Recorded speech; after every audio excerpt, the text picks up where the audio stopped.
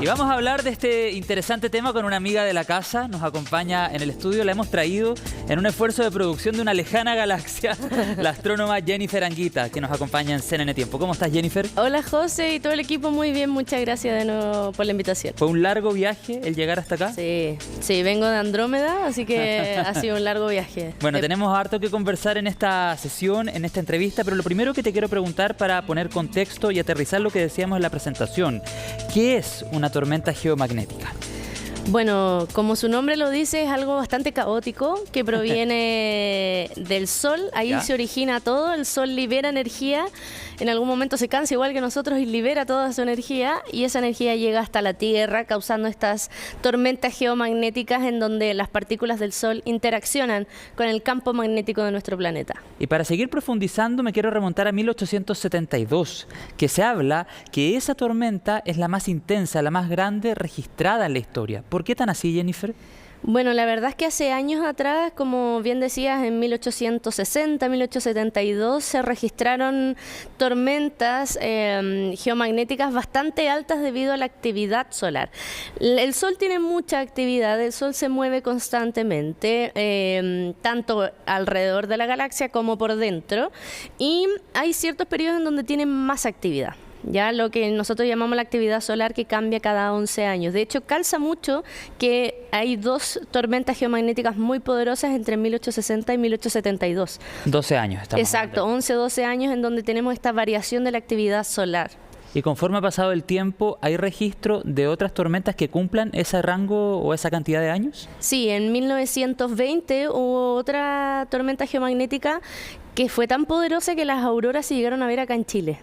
Y eso es bastante difícil porque las auroras son australes o polares, o sea, se ven en los polos norte y sur, más que nada en el polo norte, pero se llegó a ver acá en Chile. No tenemos registro de eso fotográfico porque en ese tiempo no existía de esa manera, pero sí causó grandes estragos en lo que es la comunicación.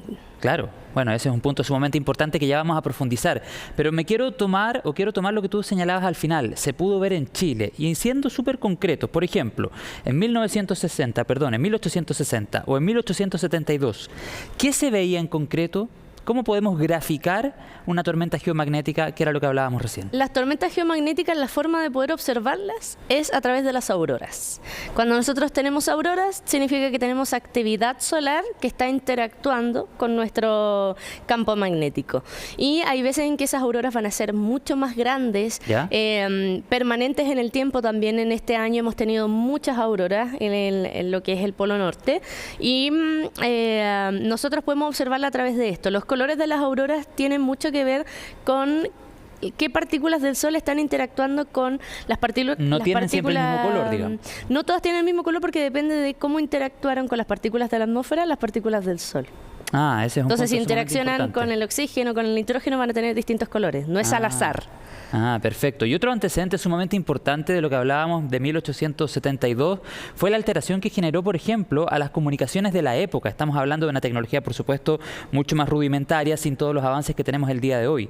Claro. Si sucediera nuevamente en este siglo, con todos los adelantos que tenemos, ¿podríamos nuevamente tener una alteración de las telecomunicaciones? ¿Estamos todavía expuestos a eso? Sí, y la verdad es que creo, y los científicos también llegan a la conclusión de que los estragos serían peores ahora que en ese tiempo, porque en ese tiempo la comunicación era a través de telégrafos. ¿Ya? Y aún así se continuaba la interacción entre las personas, no había mucho problema para ir a trabajar, la locomoción no dependía de la electricidad, claro, como sí depende hoy en día. Y si es que ocurriera en nuestra actualidad, tendríamos estragos que incluso podríamos llegar a volver a lo que es la Edad Media, donde cero comunicación, no poder usar ciertos transportes que dependen de la electricidad, la televisión caería completamente, las señales de radio, los celulares, etcétera. Todo eso fallaría enormemente y eso podría generar incluso grandes incendios. ¿Y hay alguna manera de poder determinar cuándo pudiesen suceder estas tormentas? Hay predicciones que uno puede hacer de cuándo podrían ocurrir, efectivamente, según el ciclo solar. Como te decía, estos ciclos son repetitivos, entonces uno puede llegar a calcular cuándo podrían llegar a ser. De hecho, a esta finalización de año, al igual que 2024 y mediados de 2025, es el periodo de máxima actividad solar. Por ende, son meses muy peligrosos en ese sentido. Ajá. Ya tenemos que estar preparados en el sentido de tener un lugar donde poder refugiarse, por ejemplo, debido a la interacción del campo ¿Estamos realmente magnético. preparados para eso? Yo creo que no. Igual que no todos tienen una radio que no dependa de los satélites. ¿Ya? Y si no las tenemos, no tenemos cómo comunicarnos, más que con las personas que están a nuestro alrededor. Entonces no estamos preparados realmente porque no le tomamos el peso a lo importante que es el Sol y estas tormentas geomagnéticas acá para nosotros, para nuestra vida. Claro, y cuando tú hablabas de incendios que se podrían generar, ¿qué tipos de incendios? Lo que pasa es que como son potentes energías que vienen del Sol y que interaccionan con nuestra atmósfera, lo que primero que puede llegar a pasar es que puedan destruir los satélites, ¿ya? Y llegar a ocasionar también alzas de temperatura, y estas alzas de temperatura van a afectar directamente a los cables, y estos cables, cuando sabemos que cuando sube la temperatura se revientan, por decir de alguna manera, más fácil, y eso genera los incendios.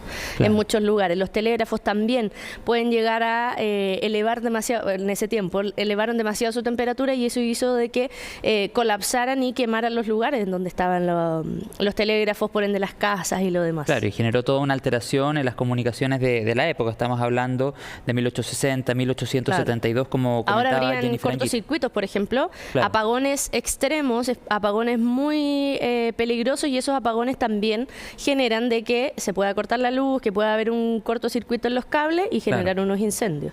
¿Ha pasado en el último tiempo algún evento, algún fenómeno astronómico que haya provocado una alteración considerable a las telecomunicaciones?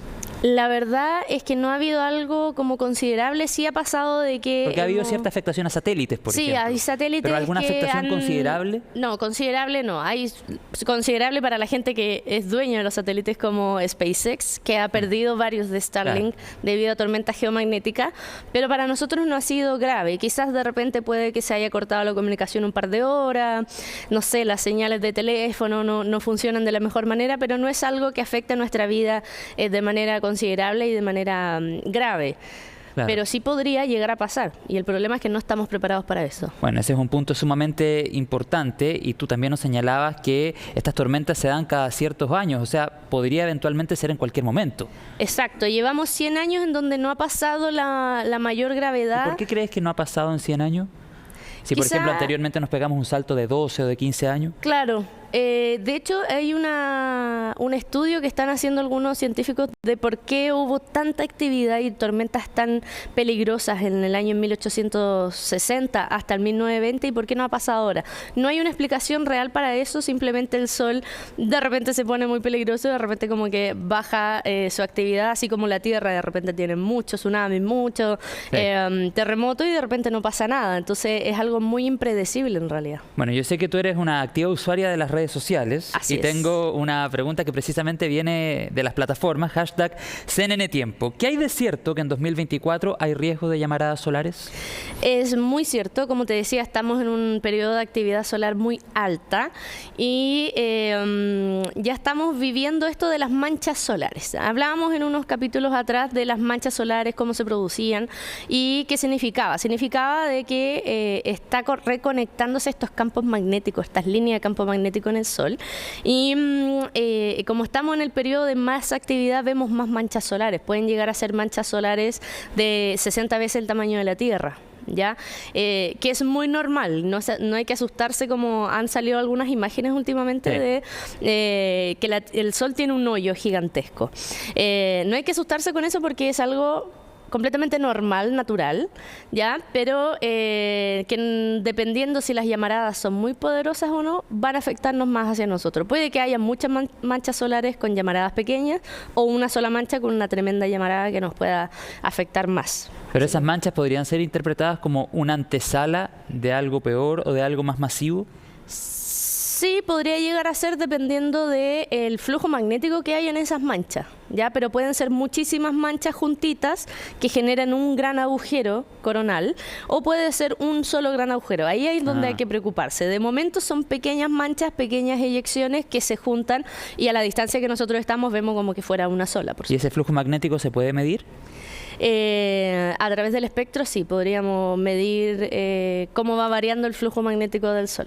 Ya, eso también es un punto sumamente importante porque en otro programa habíamos conversado de estas manchas solares que despiertan una serie de cuestionamientos o de preguntas más bien y que muchas veces generan imágenes que hemos compartido y que hemos revisado en el programa. ¿Qué otro punto consideras tú, Jennifer, es importante prestarle atención cuando hablamos de tormentas geomagnéticas para que la ciudadanía lo entienda a cabalidad? Porque de repente puede sonar un concepto muy técnico o tal vez más bien abstracto si hacemos la comparativa con el cotidiano que vivimos durante cada jornada, pero ¿qué otro elemento crees tú debiese ser entendido a cabalidad para tener la concepción completa de este tema? Entender de que el sol tiene actividad y que no necesariamente va a ser mala o va a ser buena, ¿ya?